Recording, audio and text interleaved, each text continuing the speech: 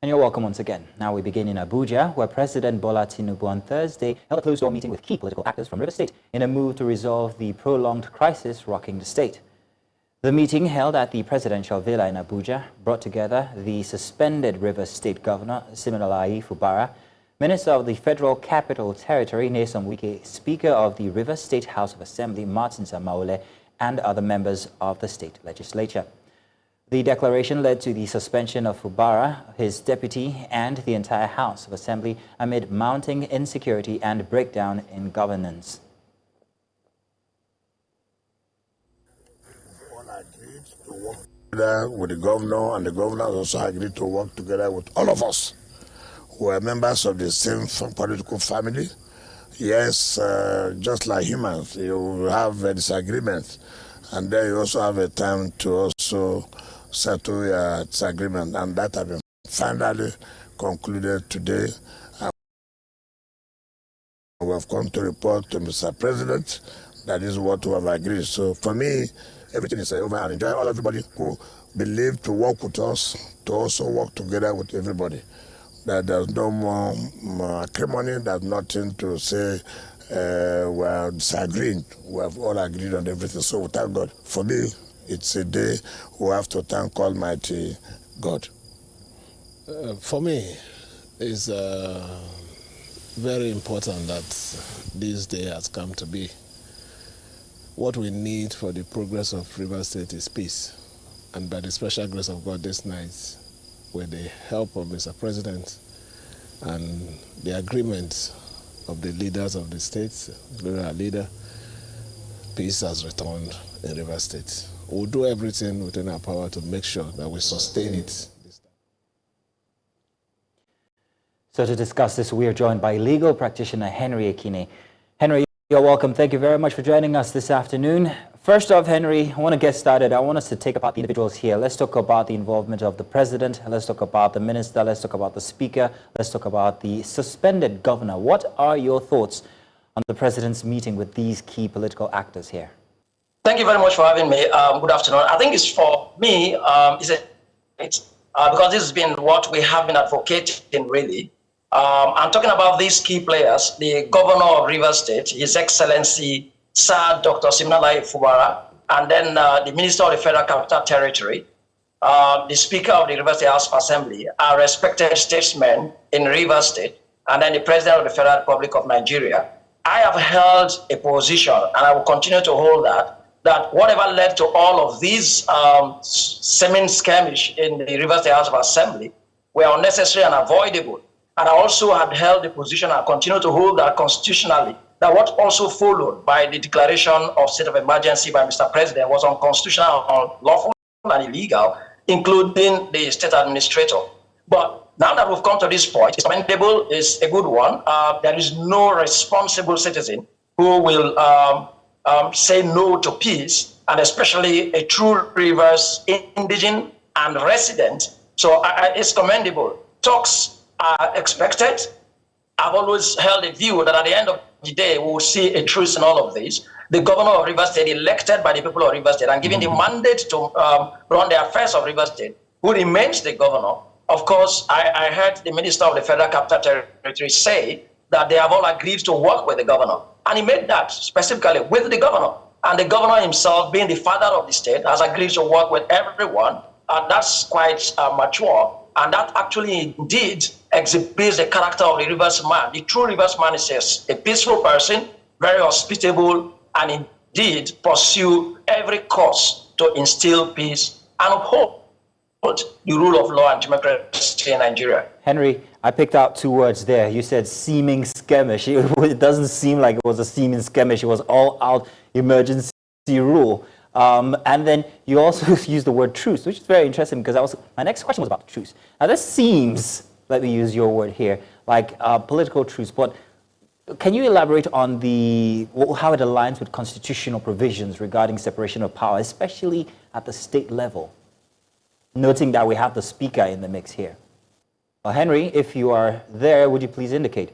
Unfortunately, I think we might have lost Henry due to poor network. We will try and bring back that conversation because that question was top on my list here. Moving on, tension are mounting in Ahoada East local government area of Rivers State, following a series of violent incidents that have raised concerns about political interference and community safety. On June 20, the council administrator, Goodluck Ehianacho, was physically assaulted by suspected hoodlums in his office, an attack that left him hospitalized. Just 4 days later, 2 security personnel were killed in what appears to be a midnight reprisal attack by suspected cultists. Now, the king of Ahoada Kingdom, King Noble Uwo, is calling for calm and urging political actors to steer clear of any actions that could inflame the situation further. Reviews that the attack was a deliberate reprisal by unknown cult group from Ahoada West local government area of Rivers State, targeted at the OSPAC vigilante structure. Let me state unequivocally, this was an act of cowardice and brutality, and it stands condemned in its entirety. No individual or group has the right to disrupt the peace of our land through violence. Since my coronation as the king of ancient Ahoada Kingdom, Ahoada has witnessed a season of relative peace, stability, and development. This singular unfortunate incident seeks to undermine that progress and cast a shadow over our collective efforts. As a king and as a retired chief superior of police, I will not stand by or allow the peace we have labored to achieve be truncated by criminal elements. I have immediately engaged with top security agencies. Law enforcement authorities have been fully briefed, and steps are already on ground to ensure justice is served. I call on political leaders and actors within and outside the kingdom to be mindful of their words and actions. This is not a time to stoke division or incite tempers. The peace and security of my kingdom must come before all other interests. As a retired chief superior of police, I am deeply pained by the of the police officer and the security agents. I advise that you should abstain from taking drugs. Because when you take drugs, the next thing you do, you involve yourself into crime. I've asked him, and he's doing his best. The man in charge in Ahoada East he has gone to communities, the schools, to sensitize these children against cultism and drug taking.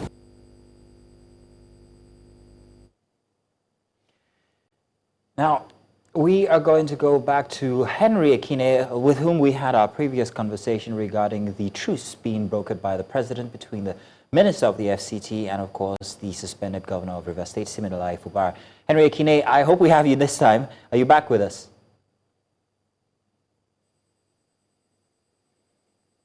Unfortunately, I don't think we have Henry back, but let's move on now to judicial matters. In a sweeping disciplinary move, the National Judicial Council has ordered the compulsory retirement of 10 judges from the Imo State Judiciary. 9 of the affected judges, 5 from the High Court and 4 from the Customary Court of Appeal, were found guilty of falsifying their dates of birth in a bid to unlawfully extend their time on the bench. The 10th judge, Justice T.N. Nwezuku, was shown the door for sidestepping judicial protocol to get sworn in as acting chief judge, a clear breach of constitutional procedure. These decisions were taken at the Council's 109th meeting, chaired by the Chief Justice of Nigeria, Justice Kudirat Kekereekun, a firm message that the NJC is not backing down from its stance on integrity and accountability in the nation's judiciary. Still on this now, to help make sense, we are joined by legal practitioner Elvis Asia. Elvis, you're welcome. Thank you very much for joining us this afternoon. Now, if you can hear me, I'm going to go right ahead and ask, what is the constitutional or... Thank you for joining me. Grand. So I was asking what the constitutional or statutory basis for the NJC's authority to recommend or enforce the compulsory retirement of state judges is.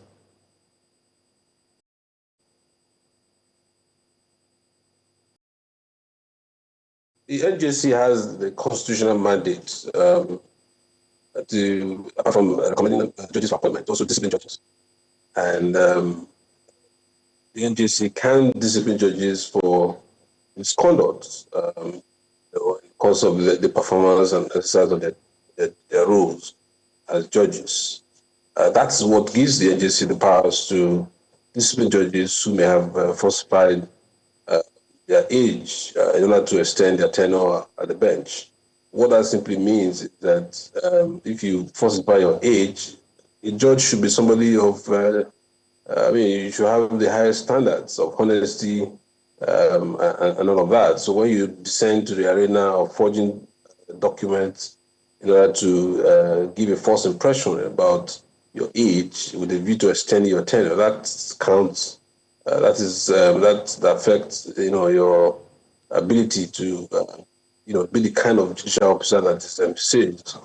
And as such, the NJC has the constitutional authority to look into issues like that could undermine the integrity of the judiciary. So, Elvis, this is the judiciary we're talking about here. So due process must come in, at least they must follow it. So the question is, what due process does the NJC have to follow in its investigation and decision-making concerning the affected judges? And did they follow it in this regard, in this instance? Well, I mean, you know that this is not the first time the NJC is doing this. In fact, as recent as a few months ago, a judge from, again, Imo State was also retired on the basis of falsification of age. And I'm very sure that before the NJC would come to that conclusion, they would have, of course, given the judges fair hearing in terms of hearing from them and then looking at the documents that are available. Such a decision will not just be made because somebody wants to make it. It must have been made on hard evidence, and it must have been made after the judges were given the opportunity to make representation to the NJC. So I want to believe that the process would have been followed before they come up with this decision. But what about arbitrary discipline? What procedural safeguards do you suggest must be put in place to protect judicial officers from arbitrary disciplinary actions by the NJC? Well, I mean, I don't think the NJC would engage itself in arbitrary disciplinary actions. Like I said, there are clear procedures and processes that the NJC must follow before coming to a decision with respect to whether or not a particular judge has flouted his oath or has committed misconduct in line of duty. Okay. Elvis, I just wanted to say that the way you put it seems like as if the NJC itself is flawless, but here we are talking about matters within the NJC that have gone awry because they didn't follow due process. Falsifying of age by judges is actually still on the table of the NJC regarding their credibility or integrity. So if you get me, that's why I'm asking. I'm not saying at all. There's no flawless organization or institution. But the point I'm making is that the NJC adds that you have the constitution that sets them up, that defines the extent of the powers of the NJC, and then of course you have the internal processes and procedures that you have to follow. And of course, don't forget that the NJC is made up of different people, judges, lawyers, representatives of the NBA, and all of these various people, lawyers that makes up the NJC would have had to make input in the process. So of course, if any judge feels that the process was not followed, of course, the procedure was available, always available for anybody to set aside any action that was taken in gross violation or breach of either the Constitution, the fair hearing provisions of the Constitution, and or any arbitrary action taken by the NJC or anybody for that matter. So if the judges feel it's an arbitrary decision, they know what steps to take. But I can assure you that before the NJC will come to this kind of decision, it would have been given a very dispassionate consideration and it should not be taken lightly. That's what I'm saying. Well, dispassionate indeed. We do hope that these matters are handled. So thank you very much, Elvis, for joining us this afternoon. Okay. Let's go on our very first break, and when we come back, Senate gives NNPC 10 days ultimatum in 210 trillion naira financial probe. We'll bring you the details shortly. You're welcome back. Now, the trial of former Kogi State Governor Yahaya Bello resumed on Friday at the Federal High Court in Abuja. Now, recall that the court had earlier rejected a move by the Economic and Financial Crimes Commission to cross-examine its own witness in the ongoing trial. Justice Emeka Nwete ruled that the prosecution cannot re-examine its witness except within specific portions of an already tendered exhibit.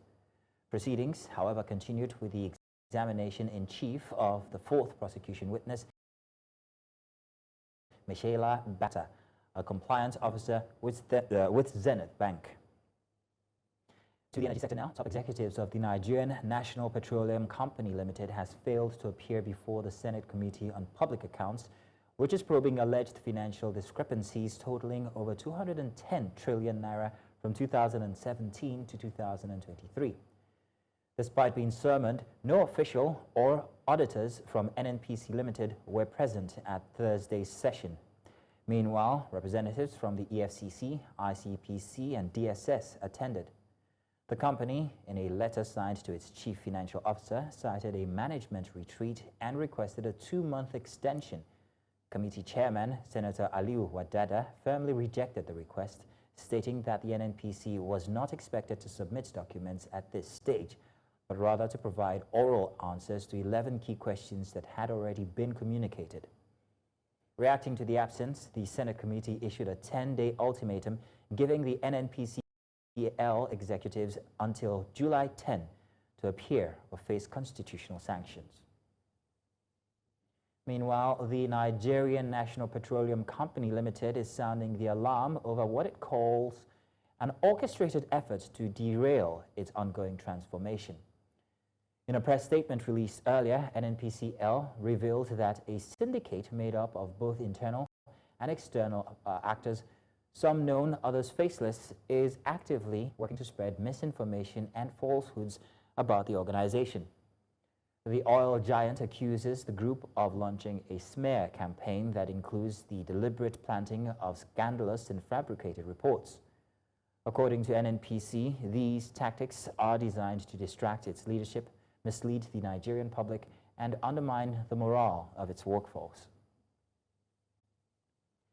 Away from that, President Bola Tinubu has signed 4 major tax reform bills into law, making a significant step towards overhauling Nigeria's tax system. The signing took place Thursday at the presidential villa in Abuja. President Tinubu said the reforms are designed to ease the burden on low-income earners, small businesses, and families. The new laws include the Nigeria Tax Bill, focused on fair taxation, the Nigeria Tax Administration Bill, the Nigeria Revenue Service Establishment Bill, and the Joint Revenue Board Establishment Bill. According to the presidency, the legislation will unify the country's fragmented tax system, eliminate wasteful duplication, reduce bureaucratic red tape, and help restore investor confidence. That before we are federal land revenue before 2 hours.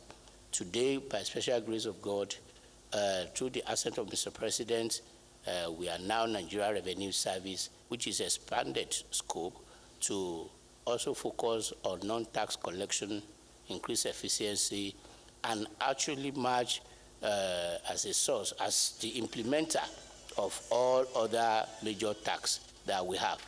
Now, these reforms are not about raising more taxes. I think people get it wrong. A lot of people, including analysts and commentators, will say, oh, where are they going to get the more taxes from? Nigerians are poor. This is exactly trying to relieve people of the burden of taxes. These tax laws, they are now laws, are pro-poor in particular. More than 1/3 of workers in both the private and public sector will now be exempted completely from PAYE. They will not have to pay personal income tax. Small businesses, over 90% of small and micro nano businesses will no longer have to worry about paying corporate income tax or charging VAT or even deducting withholding tax or paying PAYE for their employees. What this means is that there will be more money in the hands of the ordinary Nigerian to take care of their daily needs. In addition to that, these laws also provide what we call zero rate of VAT on essential consumption. What does it mean? It means any traces of VAT in food, in education, in medical and health care is now removed completely. So we should see prices of those items come down. In addition to that, transportation, accommodation and housing is exempt from VAT. Our analysis, which was very clear, is that these items collectively account for more than 80% of where Nigerians spend their money. That's a huge relief for them. When he brought these bills to the National Assembly, we know the uproars that those bills attracted all over the country, especially in the northern part of the country. And we looked at those bills carefully. We had stakeholders consultations. Even with those that were really kicking against these bills, we sat with them, we listened to them, we took what they brought, and we also gave them what we think about as a nation, so that this country can get something out of what we have done. When the tax reform was brought in the House, it was like a mission impossible. And but we thank God with the cooperation of all Nigerians, including the governors. And of course, particularly from the House of Rep, I want to express appreciation to Mr. Speaker for allowing us to take our time to do the needful. To security matters now. The Nigerian Army has declared a 3-day mourning period in honor of 17 soldiers who lost their lives in the recent attack in Kwana Dutse, Niger State. Reports say the attack on the soldiers is a recent development that has left the nation in shock, as gunmen launched a coordinated assault on military bases in Niger and Kaduna states, resulting in the deaths of the soldiers. In a statement made available on the Army's official website and on X on Friday, said the mourning period will run from June 25 to 27, 2025, as a mark of respect and gratitude to the soldiers who sacrificed their lives in the defense of the nation. The Senate has strongly condemned a deadly ambush on military personnel, which led to the loss of 20 soldiers in Mariga local government area of Niger State. The Senate also confirmed appointed nominees into the newly established Regional Development Commission. News Central's National Assembly correspondent reports on the day's proceedings. Plenary opened with a motion of urgent national importance moved by Abubakar Bello of Niger North, drawing attention to the killing of over 20 soldiers during an ambush by bandits on a military base in Mariga local government area of Niger State. It is clear that these criminal elements are getting more and more emboldened by their heinous and nefarious activities, hence the need for the adequate security measures to be put in place to nip in the bud these rising spades of insecurity in the country. It is our prayer that sooner than later we will get rid of these deadly terrorists and all those who wish Nigeria bad, who are responsible for this blood-splitting needlessly. While describing the attack as a national tragedy, lawmakers urged the federal government to embrace technology-driven solutions to curb terrorism and banditry. The Senate then shifted focus to the confirmation of nominees for the governing boards of the Southwest, South-South, and North-Central Development Commissions. While the Southwest nominees scaled through without incident, the screening report on the North-Central Commission sparked a row. It has and South-South, they have Joshua, ED Project, ED Finance, ED Corporate Services, ED Community Environment, Commercial, and all that. But this report is incomplete to that extent. But Minority Leader, as an experienced legislator, senator, you know, this is dependent on what the president submitted to us. Chairman, all development commissions have the same nomenclature. North Central cannot be different. No, the fact is that you should have raised this during, you know, when the letter was submitted and been corrected. So it's not going to be good for your own zone to get this delayed. So just pass it later, they can resolve it there as administratively. It doesn't matter. The letter for North Central is different? Oh my God. The issues being raised by the minority leader, with due respect, we have already passed that level, if we are to follow our rules. The issue now is to go through, and then if there is any form of amendment, you can come by a motion. Despite the disagreement, all nominees were confirmed as submitted. In the case of the South-South Development Commission, Committee Chairman Benson Kunbowe presented the report stating that all nominees were recommended for confirmation except Tijani Yahya. The Senate do confirm the nominees with the exception of Mr. Tijani Yahya Kaura due to failure to submit required documents and appear before the committee for screening. Those that have been confirmed to man various positions in these 3 development commissions, that the appointment is equal to serve addition by Mr. President. And they should do all within their powers to make sure that they discharge their duties diligently.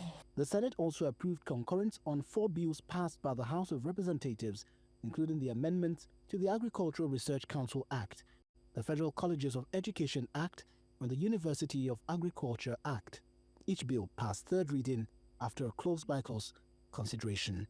As plenary adjourned, attention will now turn to the newly confirmed boards expected to begin operations in the coming weeks. In Abuja for News Central, Sakil Brian. We're going on a short break now, and when we come back, we've got more inside the hour.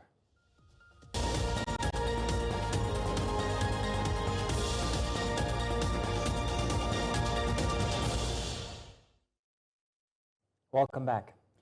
Residents of Umuahia, the Abia State capital, have strongly condemned what appears to have been the extrajudicial killing of a suspected cultist by members of Operation Flush, a local joint security outfit. It's the unsavory tale of a victim who met his end after he had been traced to the vicinity of a brothel. For News Central, Chinwe Ogele here has the details.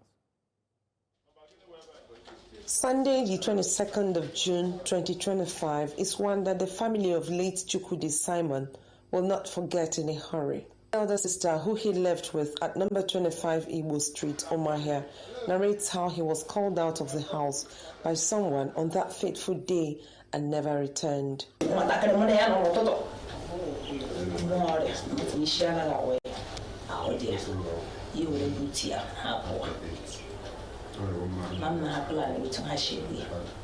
She says her late brother did not exhibit characters of a criminal and wondered what went wrong. They attached to it.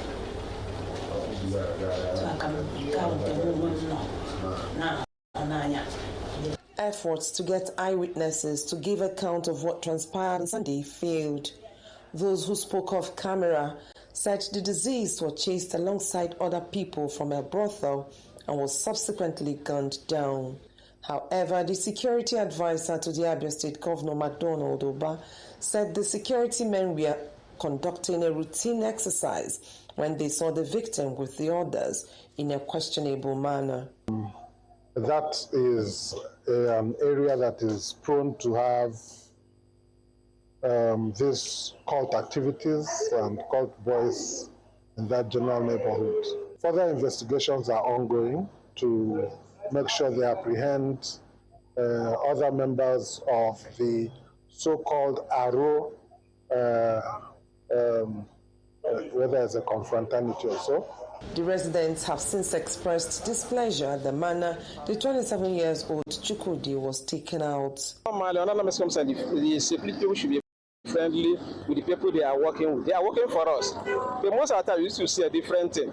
If you cannot touch the person, you can do investigation to monitor where the person from, not shooting anybody, because here there's many people walking around. So if you shoot, it can touch an innocent person. The government insists that the victim wasn't innocent of the crimes he was being chased for. These are common criminals who have been terrorizing the place, but so far they've painted him as an innocent person that was hacked down by Operation Crush.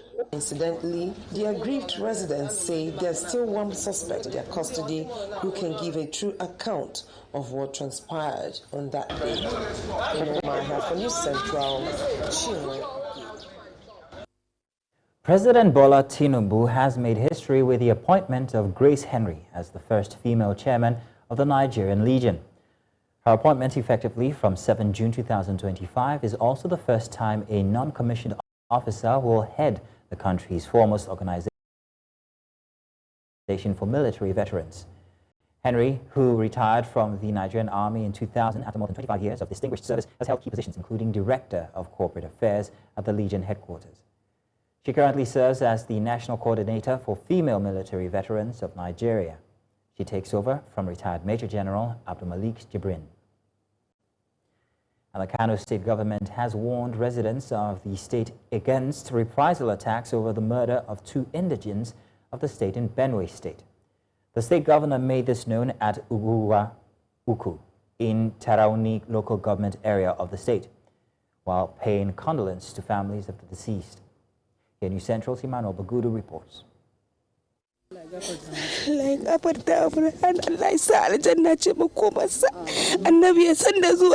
Tears of pain, one no mother should experience. This followed the murder of 2 young men in Benue State, indigents of Kano. It's the official visit of the Benue State government.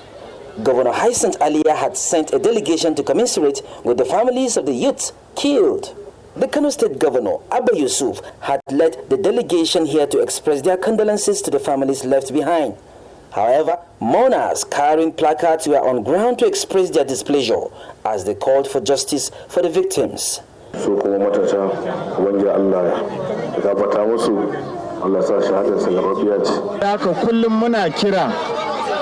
Kada mu ɗau doka a hannunmu mu haƙura mu tabbatar cewa hukumomin da ya kamata sun yi, kuma muna ƙara tabbatar muku duk abin da za mu tabbatar in Allah da wannan haƙuna an same su za mu yi su. Relatives of the victims spoke to News Central on the life and times of the deceased. Sai yana zaune da kowa lafiya, ba sai an gaya maka ba ruwansa da kowa. Allah ya saka muku kuma da alkhairi. Wa'annan da suka zo mana gaisuwa, Allah ya saka musu alkhairi. Ba mu taɓa samun saɓani da shi ba, kuma duk abin da nace masa ina bi, duk abin da nace masa dai akwai biyayya ga iyaye. Other residents on the streets of the state capital called on government to rise up to its responsibilities and protect the lives of citizens. Laifin gwamnati idan an yi kaman ba a hukunta mutane. Wannan abin shi sa wasu ma suke yi. Amma da za a waye gari an hukunta ka abin da kai amma a gwamnatance amma to da wasu za su tsoron aiwatar da wannan abu. To muna dai kira da manya shugabanninmu da su daure su farka su juyo su ga wannan abubuwa da ake mana su sa baki don komai ya tafi daidai su su harkar su mumi harkar mu. And that passionate appeal from the residents of Kano is anticipated to be trailed by massive security interventions on the nation's highway as well as in hostile areas to guarantee the safety of lives and properties in the country. In Kano for News Central, Emmanuel Bagudu. Now, away from that, the federal government, through the Nigeria Consumer Credit Corporation, has rolled out the expansion of its Queen Rider program aimed at empowering Nigerian women with credit-backed tricycles, just as 22 women on Thursday benefited in Rivers State. The program is targeted at empowering women in the 36 states of the Federation, including the FCT, to become tricycle owners and operators. News Central's Bola Festus here has more. The mandate of the Nigerian Consumer Credit Corporation, Credicor, is to provide consumer credit for working Nigerians to enable them acquire life necessities with low interest rates. This time, Credicor, in partnership with Gigmal, is empowering women in the transportation sector to make a living. In Port Harcourt, the River State capital, 22 women were handed tricycles, marking a step to their financial independence. Allow me to express our deepest gratitude to Credicor. We are profoundly thankful for your leadership, and not only for the resources and coordination they bring to the initiative, but for the clarity and vision. One where women are at the center of economic renewal. Thank you for backing this program with a national ambition, structured access to credits, and a vision that links inclusion to industrial growth. The beneficiaries, branded as Queen Riders, are part of a growing network of women supported under the initiative.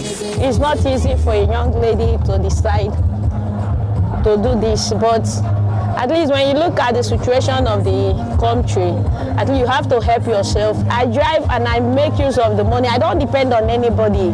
But people don't laugh at me as others. I am maybe driving keke, but I don't care. The initiative falls under the Credit Access for Living and Mobility, CAM Fund, a credit card scheme that supports working Nigerians with access to tools that generate income. We work with partners that are already on the field, that work with empowered women or women who seek empowerment in these groups. Bear in mind that cases are not just for women, it's just that today it's Queen Riders. We're focusing on women getting access to vehicles. This is a high productivity sector, and placing women in that sector as well empowers them. And by the way, it's actually less labor. So we subject women to carrying baskets of yams on their heads, but somehow they can't sit in a keke and drive it. So this is one way to empower women to be able to do that. Credit Corp partners explain that the mobility offer is structured to support low-income earners without placing too much financial pressure on them. Beneficiaries also confirmed that the payment plan is flexible and allows for little instrumental payments. I can do a lot for my family, a lot. I save also through this business. I don't depend on my husband like before. And Gamma Mobility helped us to be able to save. I see myself as now the latest CEO in River State Port Harcourt precisely, and that means I don't get to say yes to someone else anymore. I get to work for myself, and I don't have to depend on others. Credicor says the Women Empowerment Program, in line with the federal government's Renewed Hope initiative, is part of its broader vision to reach 50% of working Nigerians by the year 2030. The initiative hopes to remove structural market and policy barriers through the acceleration of access to consumers' credit with low interest rates. In Rivers, for News Central, Bola Festus. Coming up, ally of Cameroon, president resigns, launches presidential bid. We'll tell you more about that after this very short break. Stay with us.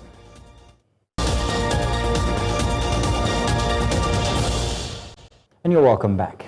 Now, outside Nigeria, Issa Shiroma Bakari, a longtime ally and minister in President Paul Biya's government, has resigned and announced his candidacy for Cameroon's upcoming presidential election in October 2025. 75-year-old Shiroma criticized Biya's 40-year rule, calling for an end to the old system and pledging reforms, including federalism, to address the country's crisis, such as insecurity in the Anglophone regions and economic challenges. He released a manifesto denouncing the current regime's failures and urging reconciliation.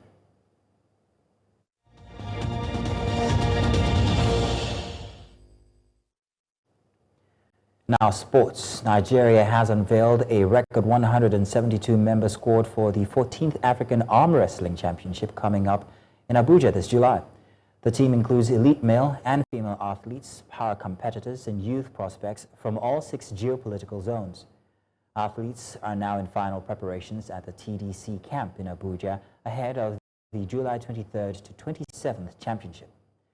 Nigeria Arm Wrestling Federation President Samuel Jackson says the team reflects the heart of Nigerian sports.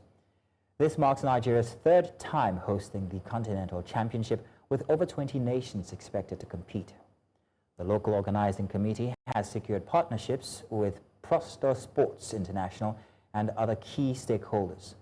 Officials say Abuja 2025 will be the biggest gathering of arm wrestling power Africa has ever seen. In more sports, world record holder Tobias Musa will return to the track where she made history at the 50th Prefontaine Classic.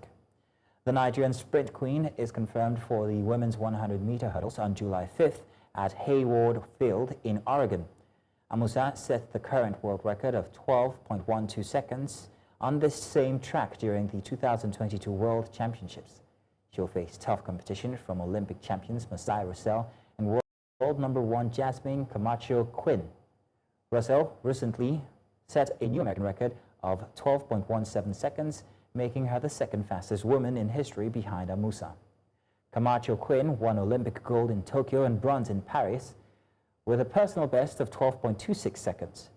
The race shapes up as one of the most electrifying contests at the prestigious Diamond League meet.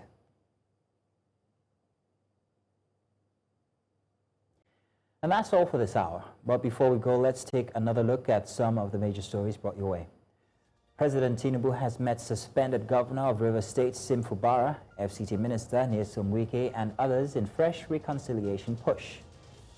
The Nigerian Army has declared a 3-day mourning period in honor of 17 soldiers who lost their lives in a recent attack in Niger State. We also told you that veteran politician Issa Shiroma has joined Cameroon's 2025 presidential race amid growing dissent. Now to remember, you can send your eyewitness reports to the WhatsApp number on your screens now, and do follow us on social media. We're at News Central TV. You can watch News Central live on DSTV channel 422, Gold TV channel 23, Star Times 274, Able TV, and of course on YouTube. Many thanks for watching. My name is Mazino Appeal.